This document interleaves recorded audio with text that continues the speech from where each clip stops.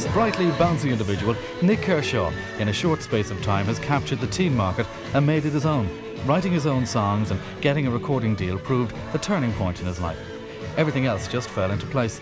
Witnessing him playing at the stadium was enough to convince the most harsh critic that here indeed was someone to steal hearts. A pop star pure and simple that graces bedroom walls all over the country. Having found a quiet garden bench, I just couldn't resist the opportunity to discover his secret.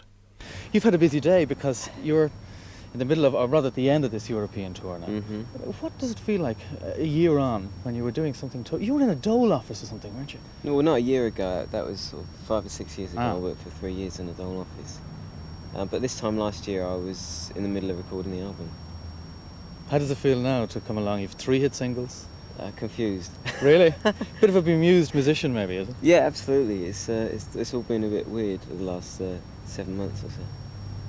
What's it been like? I mean, really tell me what it's been like, because from nothing really, straight up. Yeah, well, it happens quite gradually. I mean, it happened very quickly, but you see, all I knew about to start with was just playing a guitar, writing music, and recording songs. That's what I knew about. And all of a sudden, someone says to you, "Right, you're on telly on Thursday." You go, "Oh, all right," and all of a sudden, you have to start getting into that, which is a totally separate part of the music business, the promotion part, the televisions, the interviews, the photo sessions. And I've learned so much over the past 7 months about that side of it. It's unbelievable. So in other words, you started out, you said, I'm going to play my guitar, I'm going to play songs, if people like them, good, if they don't, well, that's equally good. And you wanted to be like the old adage, the rock and roll musician. That was your whole idea. Naive enough to believe that that's how it still happened.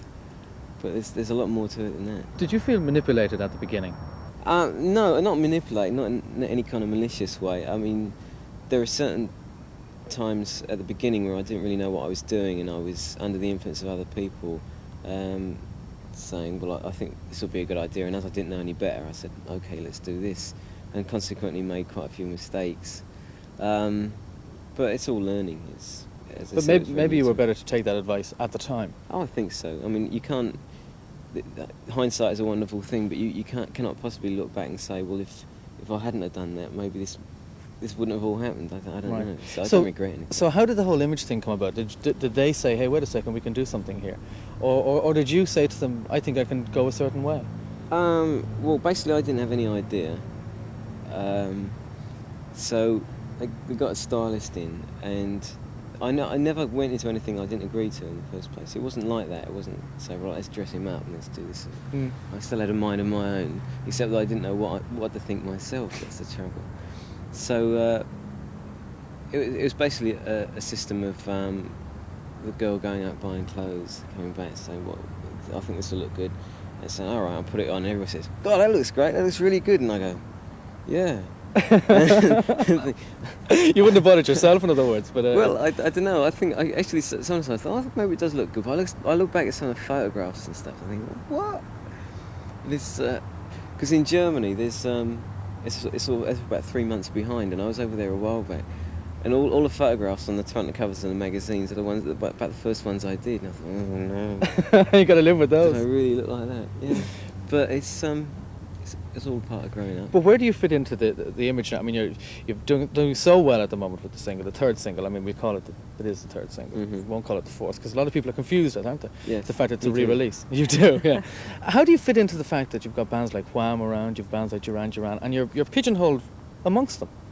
How do you? It doesn't bother me yet.